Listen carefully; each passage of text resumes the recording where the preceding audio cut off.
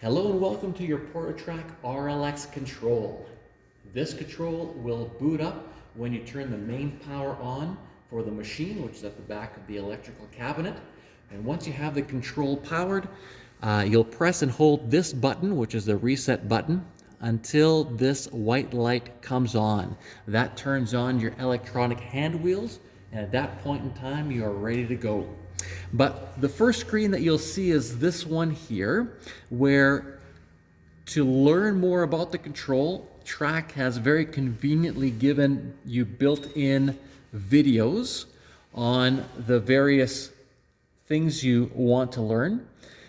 With the control, or if you have your own, you'll have a set of headphones like you saw him just put on in the video, or if you have your own headphones you want to use, you can. You plug that into the control and you can watch these videos at your leisure. And everything here, you just click on it, pull up the video just like you would if you're watching on YouTube. What's new? They added a couple of videos after the initial ones were made, and so they've put that in the what's new section. But even beyond that, TRAK is consistently making new videos on using all their controls, and you can find that on the TRAK YouTube webpage. Just search RLX in this particular case and it'll pull up all the videos that they have on the RLX control, and that talks about programming, that talks about basically everything that you want to know and more. So if you're looking to really get yourself familiar with the control, watch these videos, watch the YouTube videos, and that will really get you set up and working quite quickly. The other buttons that you have here is a status. This gives you all the information that's what's active on the machine, what the machine has, etc., etc. What units you're using. You're in inch now. If you want to switch to metric, you can right here. And tool table, this is where you'll see all the tools that you set up, whether you're using it when you're programming it or whether you're using it when you're just using it as a digital readout system. You just say, hey, I'm using tool number 101, which is my right-hand turning tool, and it immediately compensates for the different size of that tool, so you don't have to worry about touching off every single time you change your tool around. So that will be populated as you continue to use the machine. EPA, this is very important. This is your enhanced ProtoTRAK assistant. And this is where it'll answer all the questions that the videos might not have covered for you. So if you're interested in, what that status button's all about, it'll give you some information here. You can scroll to the next page and you can read through all the help that it gives you here. And it has all the various different functions that the control uses. You can go through and read and learn about them through the EPA. If you're looking for some math help, intersections of lines and arcs, centers, points, all these can be done through here. Once you tap on it, they'll say, okay, what do you want to do? What kind? So you just tap 13, 14, whatever the case is, and it'll help you figure out the numbers that you need. If there are, in fact, numbers that you need to help with, it'll do it here. And same thing with a calculator. If you just need a basic calculator to be able to figure something out, you can use that there by hitting calculator. Keyboard we'll take a look at in just a second. And then your defaults, this is an interesting part of the control here. This is when you're inputting any kind of information in, what are the defaults that you like when you're machining? So for instance, feed moves. Do you like to see feed per minute, or do you prefer feed per revolution? When you talk about your a spindle speed, do you want RPM or do you want surface speed? Spindle direction, you want a forward, reverse, etc., etc. So you have a number of different defaults here that you can change, but not only can you change, the nice thing is it will allow you to save it for each machinist. And so for instance, I've gone in, I've set myself up as a user, and so instead of using the default settings, I'm going to use my settings. So now everything the way I like it, the way I've set it up, and whenever I make a change here, it'll save it so that when you pull up your own profile again, it will be there the next time around. So whenever you have a new machinist come in, make sure that if they're not set up, that they use a default user. So anything that gets changed here will only be for the default user, but it's always best if you're going to have the same people working on the machines that they have their own defaults set up. It's not a big deal because, say for instance, if I'm programming something in and my default is feed per minute for my feed, when you're in and creating your program, you can change all of these.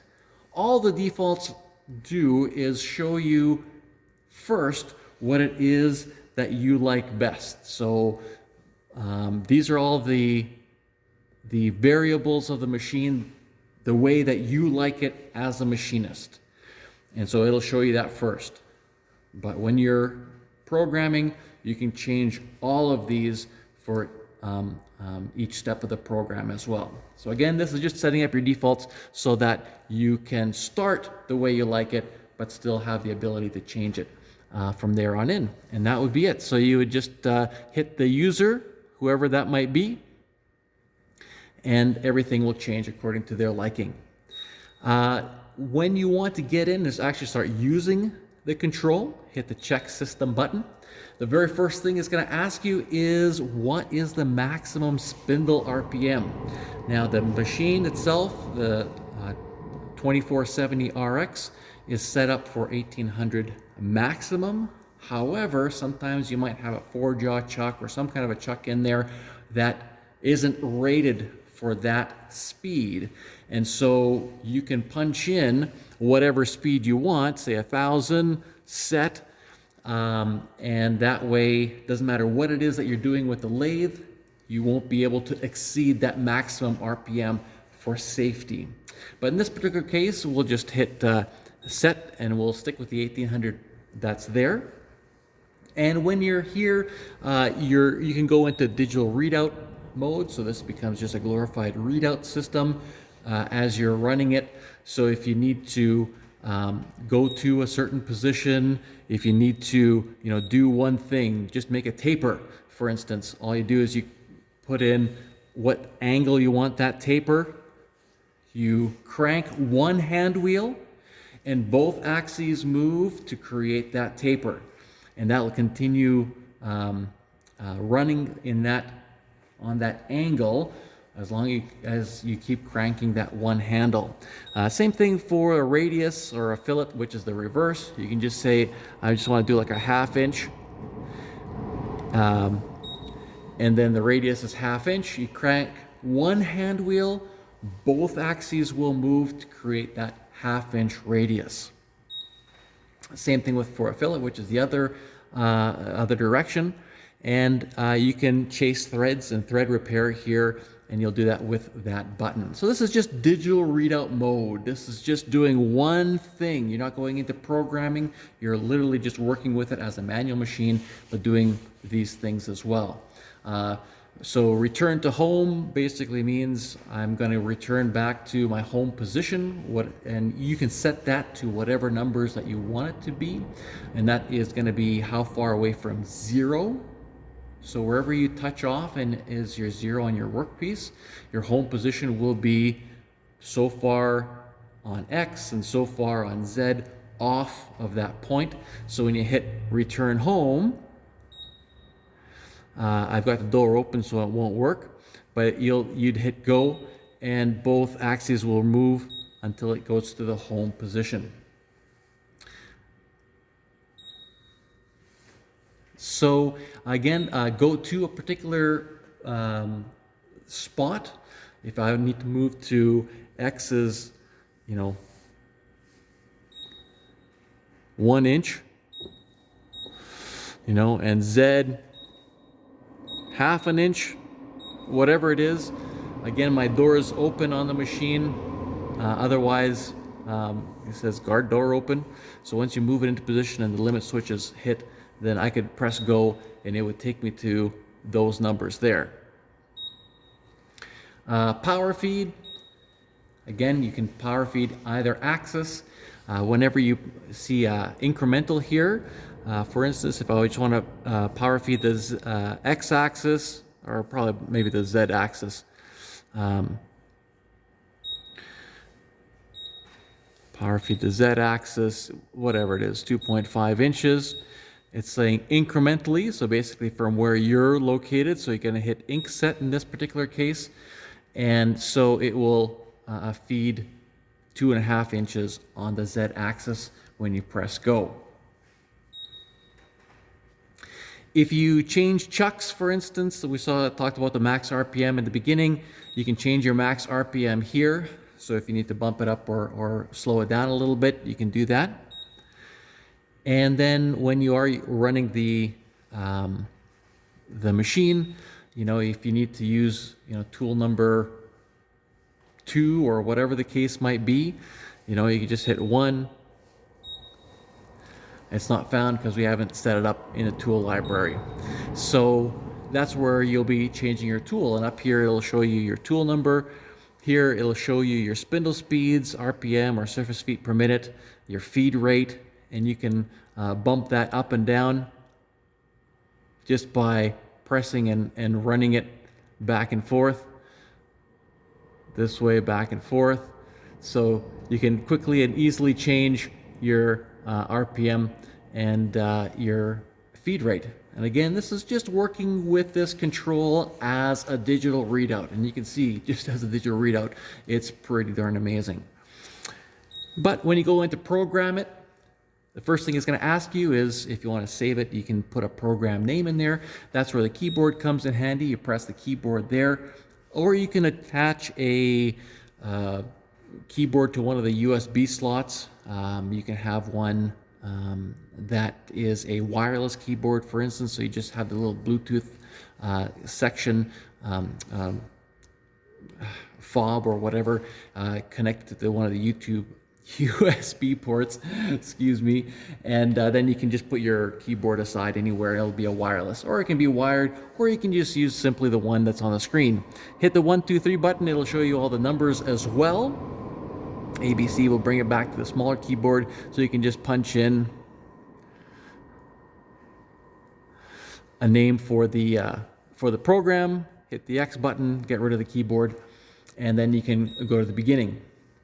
So here, again, there'll be a number of other videos that will show you how to use all of these different events, making a position move, drilling a hole, boring, turning, making an arc, doing a cycle where you're putting a whole bunch of these steps all together, threading, you need to repeat steps, groove, tapping, and so forth, cut off, etc. So you'll find all these videos online, or you can just look at the manual, of course, and just try them out. And the thing is, we were talking before about your defaults. So Z-Rapid, for instance, talks about how far away you want to wrap it on the Z-axis before you start cutting. So you can say, 0.1 on the Z-axis, and then how deep into the material that you want to go, say 2 inches. Actually, it would be a -2 inches. So we just go back up here, 2 inches negative because you're going into the material. RPM, and again, if you see whatever step you're at, if you see this options button here, it'll pull up the options. Again, this is where your defaults will be first. But even though you might have the default to RPM, for instance, you can still come over here and change it to surface speed. So now it changes it to surface speed in the program. And so any of these can be changed. Just hit the options. It'll pull up whatever options are appropriate for the screen that you're on. So this is where you'll be programming it. You can go in to edit, but there's no program in the memory, so you can go in and edit this way. You can set up the controls, so you can have your reference position. This is your home position, so how far you want the tool to move away from the material or away from the 0 point, whatever your 0 point it is that you set when you're running the machine. For instance, right now it says on the X, move 3 inches away, but stay on the Z. But if you want to say, have say 2 inches on the Z, that'll move 3 inches away on the X axis and 2 inches away on the Z axis whenever you home the tool. You can set software limits here if you want any kind of limits or the envelope within which you want to work. You can come in and set that here. You can turn them on and off if you want or don't want those limits set in or used. And service codes. This is something that when you go to the EPA here and then talk, and by the way, this EPA changes depending on where you are in the control, so it gives you the information relative to where you're at. So in the beginning, if we hit that EPA and we're looking at the defaults, because that's one of the options when you were in the beginning, was how do you set those defaults? It said you'd go to the service code here. You can look through the different things that you can change on the machine.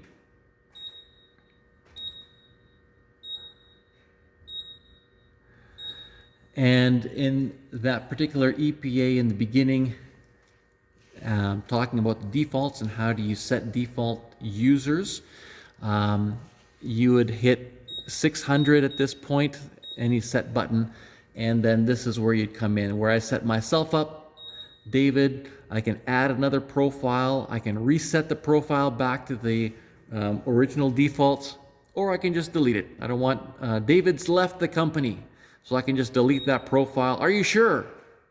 Yes. And get rid of David because he no longer works here. So you can add a profile, reset an existing one, or delete here. And so that's how you set up your profiles. And like I said, as you change them in the defaults here, it will save them automatically. Now, when you're doing the setup, it's nice sometimes if you want to make notes on a particular job that you're doing. You can do notes here. You can take pictures, maybe of the way that you've set it up. So you want to remember a particular way that you set it up. You can take a picture and then save the picture here. And you can look in a particular drive, your USB drive, and then you can select the picture that you've taken so that you remember it for the future. And so next one here is run. We have no program in the memory, but this is where once you've created it and done the setup, made sure everything looks good and you're happy with it, you come over here and run it. And then after that, you can come in and save it. So you can save it to a particular USB drive. Now this control does have a C and D drive, but you wouldn't be allowed to save any programs to it. And that's just a safety because in case, if you do save it and you go back and you try to delete something and you delete the wrong thing, you might be deleting something that's actually needed by the control. So they don't allow you to actually save anything to your internal drive. Only when you have USBs inserted will you see other drive letters here, and you can select whichever USB you'd like to save to or to open up from.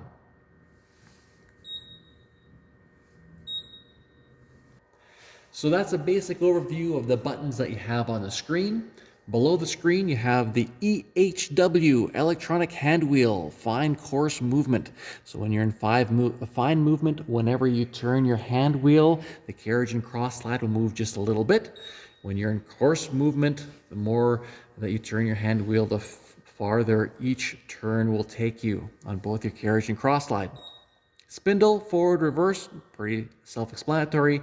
And the go button here is whenever the control tells you to press go to run the program that you've just made, or return the carriage to home position. So whenever it says press go, this is the go button it's referring to. At the end of the day, press the back button. It'll take you back to the main screen here where you can hit the shutdown, and then press yes. And when you press yes, the control will go through its shutdown procedure.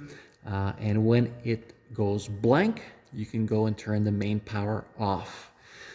And just remember, between the videos, the EPA, and especially TRAK Machine Tools YouTube page, you will have pretty well all the questions that you might have crop up answered.